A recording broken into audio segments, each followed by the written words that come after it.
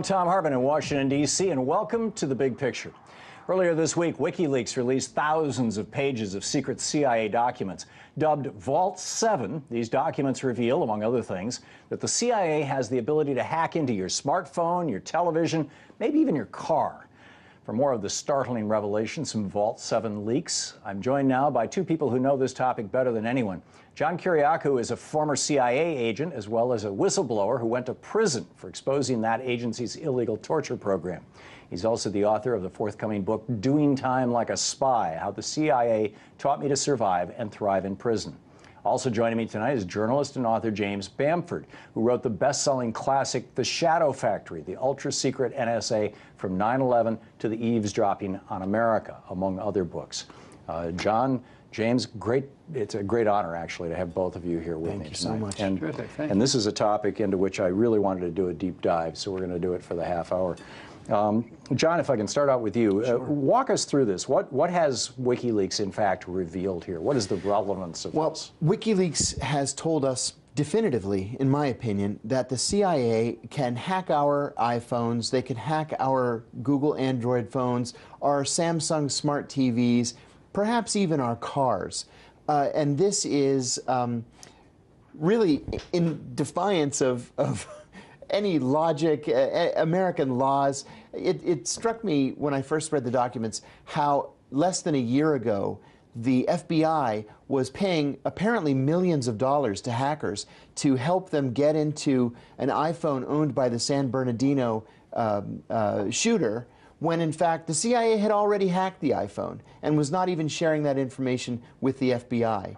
One of the things that I think hasn't been addressed, that I think is very important, is with this information, is the CIA spying on Americans? Are they hacking our iPhones and our Android phones? We just don't know. Yeah. Now, you said that the CIA can. Does that mean that they may? I mean, does that mean that they have the technical capability or the legal ability? Well, they've apparently had this technical capability at least since 2013, according to WikiLeaks. So my guess is as soon as they figured out they could do it, they implemented it. I think we should assume that they've been doing this for years. Yeah. James, these documents are mostly technical in nature, but given recent revelations from the NSA and the Snowden documents and everything else, how solid do you think all this is? How real, how confident should we be that A, this is all real and these are capabilities, and B, that the CIA wouldn't use them against people in the United States? I know the CIA always used to say, we're barred from law doing domestic surveillance. I seem to recall during the Bush administration there was some wiggle room given to them, but I frankly don't recall the details. Maybe I'm not even recalling it right. If you could set me straight here.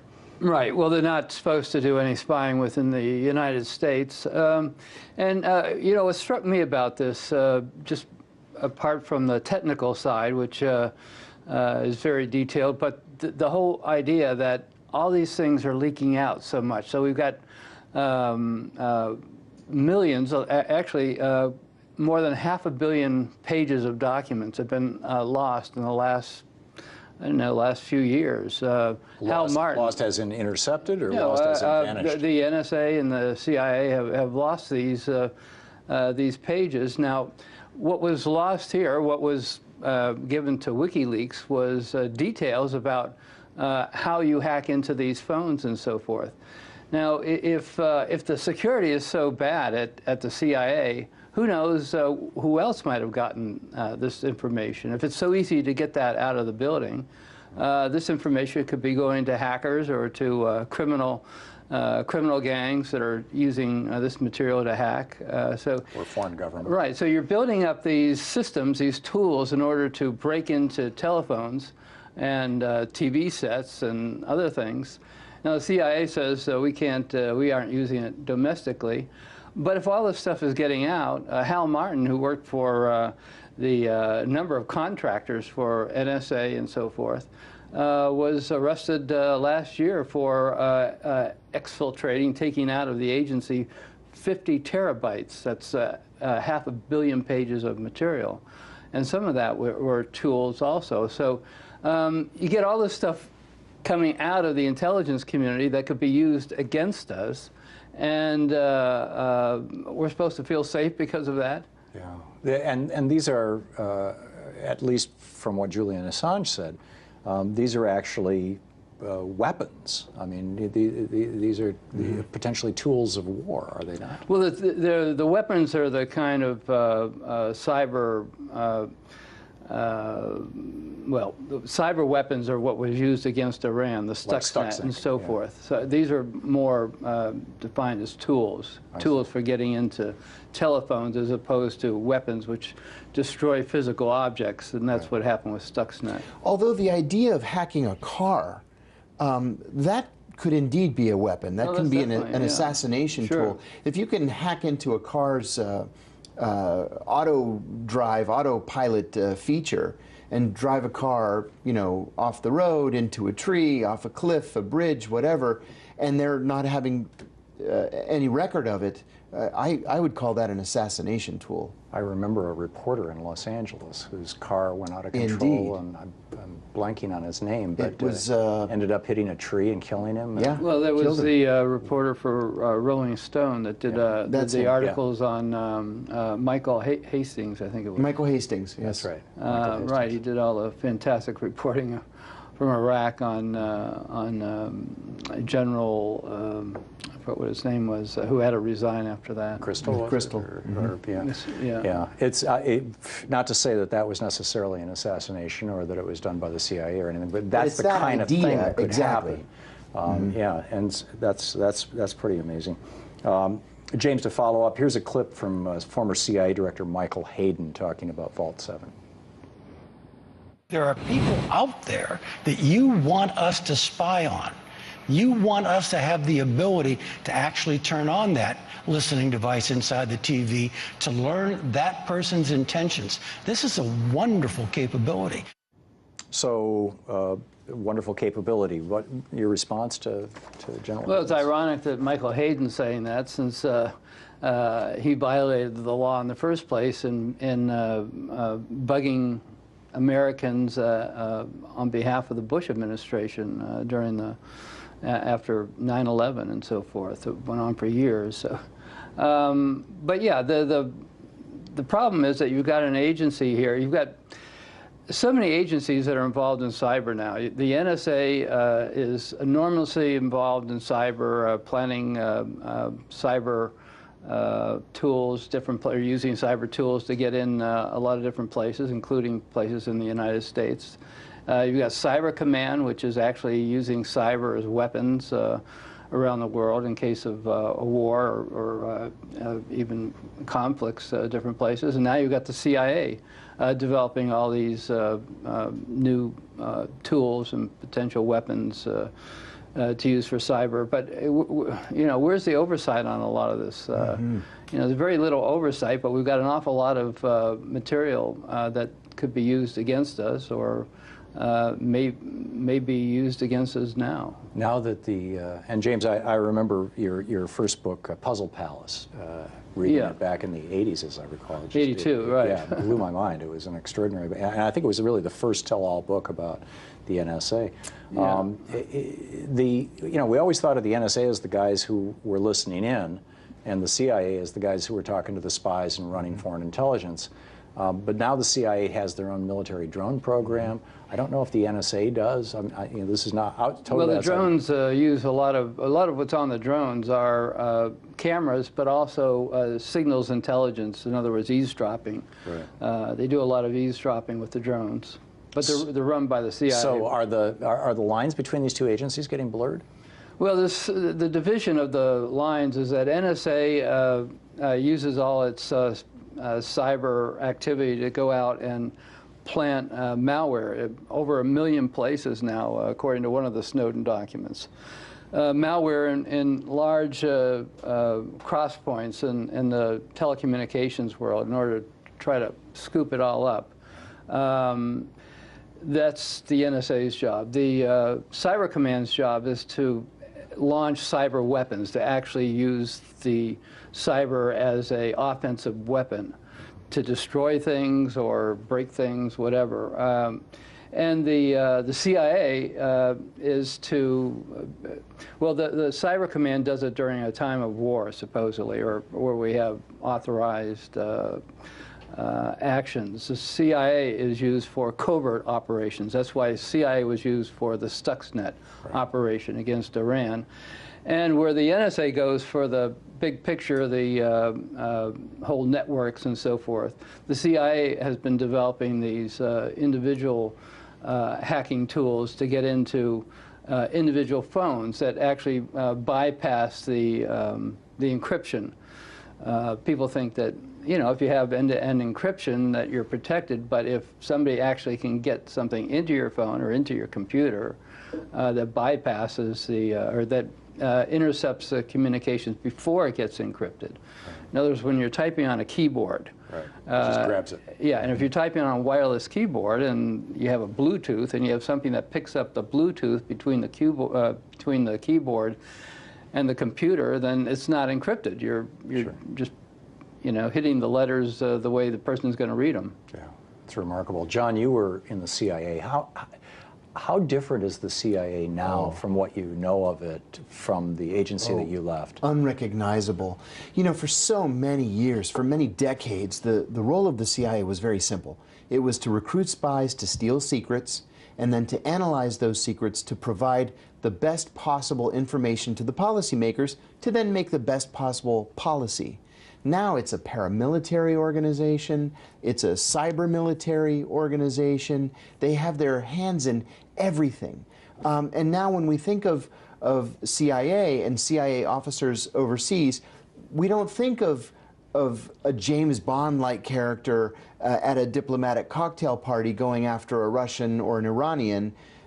We think of drone operators, we think of people working in cubicles writing malicious code, and we think of what we're learning now from the likes of WikiLeaks and Ed Snowden. It's a completely, totally different place than it was even 10 years ago. It's remarkable. One other problem with that is that, you know, we've got all the drones over Afghanistan, Iraq, Yemen, and all these other places that are really sophisticated drones now. I mean, spotting people on the ground, following them, and so forth. Now, once these conflicts wind down, if they do, which hopefully they will, but once they wind down, they're going to be coming back to the United States.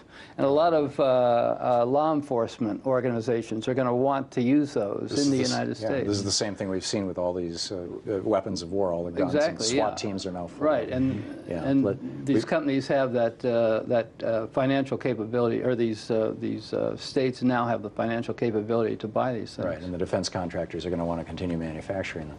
More with John Kiriakou and James Bamford right after the break.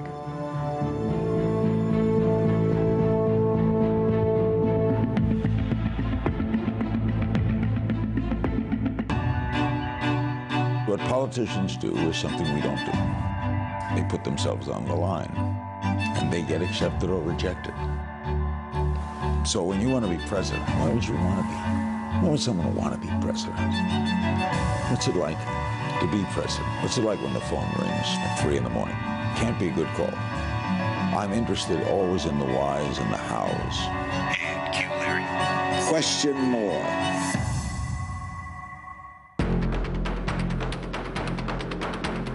Our culture is awash in lies, dominated by streams of never-ending electronic hallucinations that merge fact and fiction until they are indistinguishable. We have become the most illusioned society on earth. Politics is a species of endless and meaningless political theater. Politicians have morphed into celebrities. Our two ruling parties are in reality one party, the corporate party. And those who attempt to puncture this vast, breathless universe of fake news designed to push through the cruelty and exploitation of the neoliberal order are pushed so far to the margins of society, including by a public broadcasting system that has sold its soul for corporate money, that we might as well be mice squeaking against an avalanche. But squeak we must.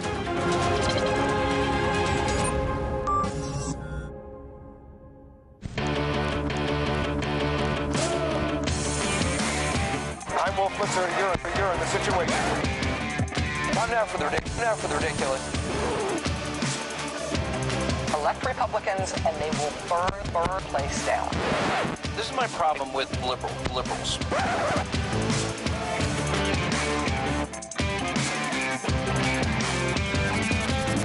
I'm the resident. Let's talk about that.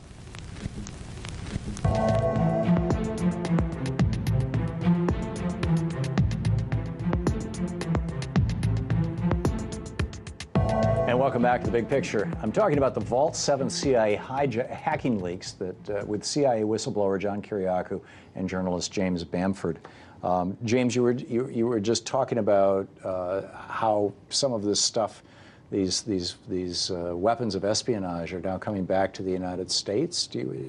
Yeah, they're just like we've had tanks come back and armored personnel carriers and so forth, and you have local police departments now getting some of these armored personnel carriers. Well, we've got these drones that have been developed that are enormously sophisticated because of they've been used in wars for now 15 years or so.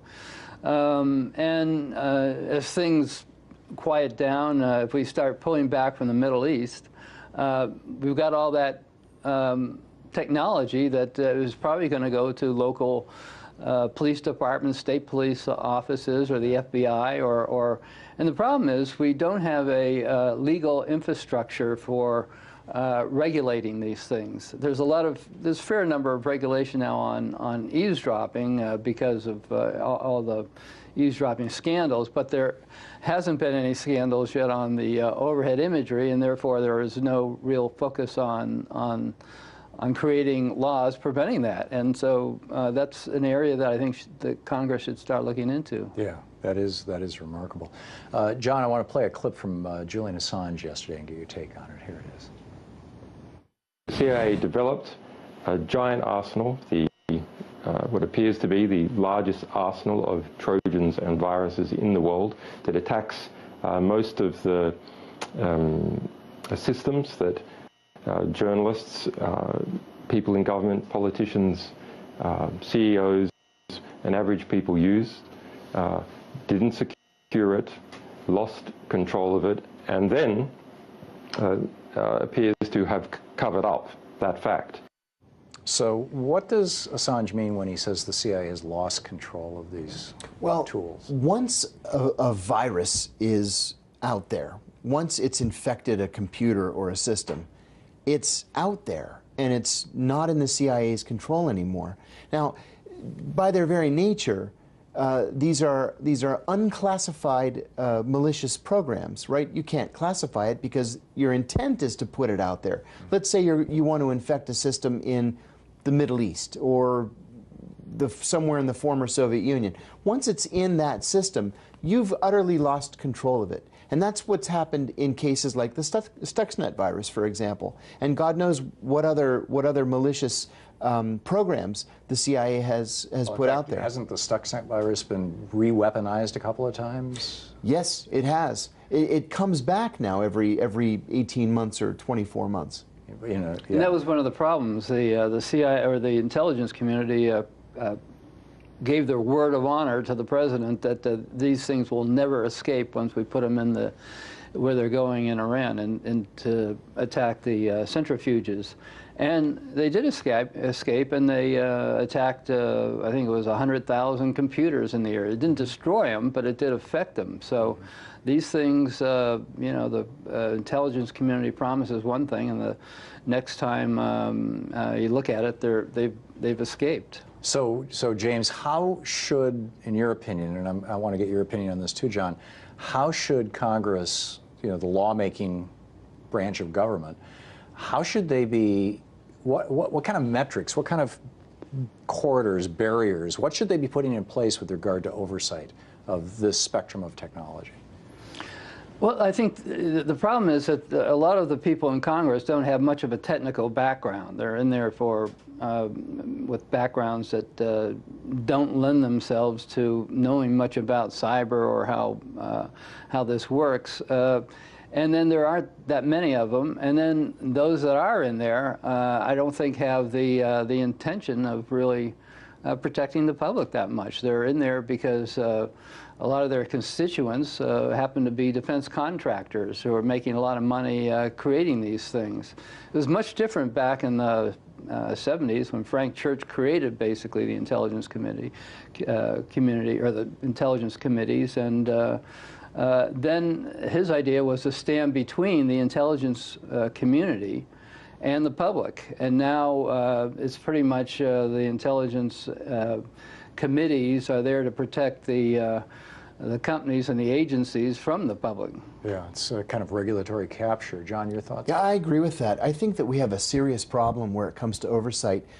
You know, Frank Church is gone, Otis Pike is gone, and the likes of Mark Warner and Oregon, Ron Wyden just can't stand up to what the earlier generation of oversight leadership Which is did. not to say they're not trying. Ron Wyden has been so outspoken. He's worked as hard as he can. And same with Mark Warner. They work as hard as they can.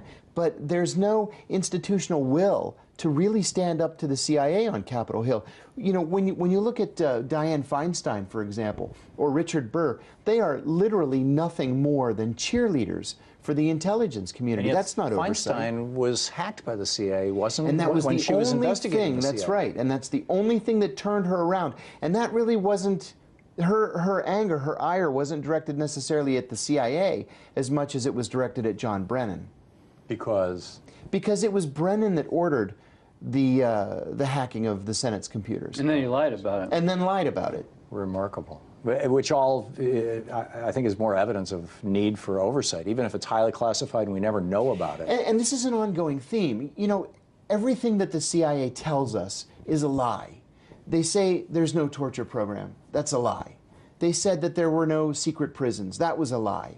They said that they weren't rendering prisoners to third countries to undergo torture. That was a lie. Now they want us, they said they weren't hacking the Senate's computers. That was a lie. Now they want us to take their word for it, that they're not using these malicious weapons against Americans.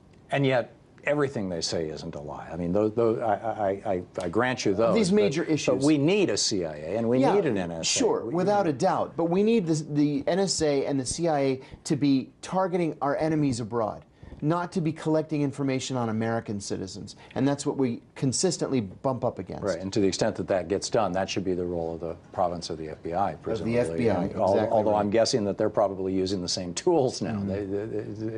So, James, for the average person who, you know, probably most people are not in a circle where they're bumping up against anybody who would cause the CIA or the FBI or anybody else to be seriously looking at them.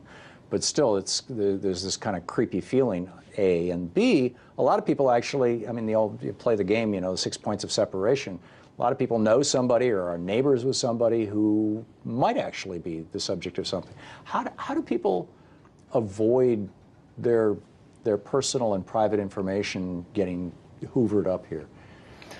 Well, speaking generally, both the NSA and the CIA, not just these recent leaks, but particularly the NSA, which has that enormous capability to suck up everything from the points at where communications link, basically the major communications links. The problem is that they have these target lists. And a lot of the target lists have people on there that shouldn't be on there. I mean, there were 1 million people on the target list at one point. Yeah, I mean, that many terrorists. The no-fly list? The no-fly list and so forth. So, you know, the problem is that if you say the wrong word on the phone or you communicate at the wrong place, you may be put on the list, and you won't know it until you're bumped off an airplane, or sometimes you won't know it at all. Your son or daughter applies for West Point or Annapolis or something, and they get turned down because they've looked up on the list, and you're on the list, and you're not told that that's why they're not going there. So there's a lot of things that, that people don't realize that they could be affected by this kind of One of the big revelations, James, was that Signal Confide, that some of these encrypted products for personal communication that are probably, frankly, used more by, you know, teenagers in love or adults having affairs and things like that rather than spying, but that they're vulnerable as well. Is that very much the case? Yeah, well, the whole idea is to make virtually everything vulnerable.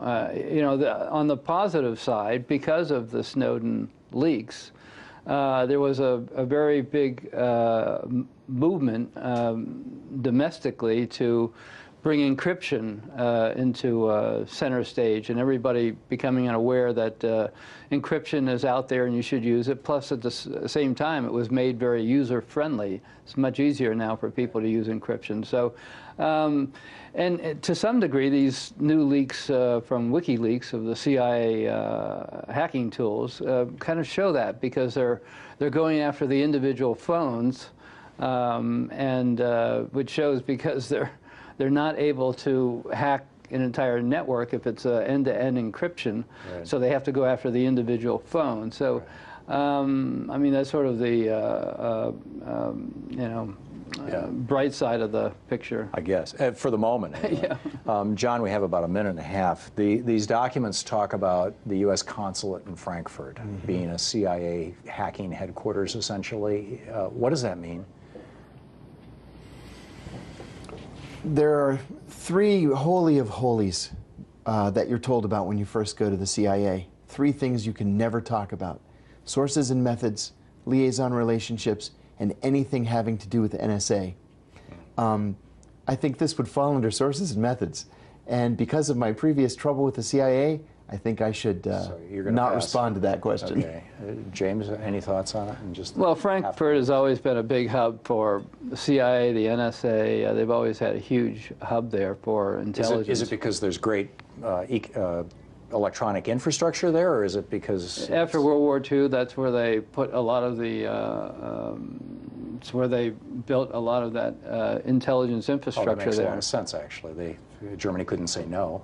Yeah, and I mean, Berlin had a fair amount, but it was Frankfurt was much easier to get to. It wasn't, right. You didn't have to. And it became West Germany because Berlin got divided. Remarkable. James, John, thank you both for being here with us tonight. It's been a fascinating conversation. And that's the way it is tonight. And don't forget, democracy is not a spectator sport. Get out there, get active, tag, you're it.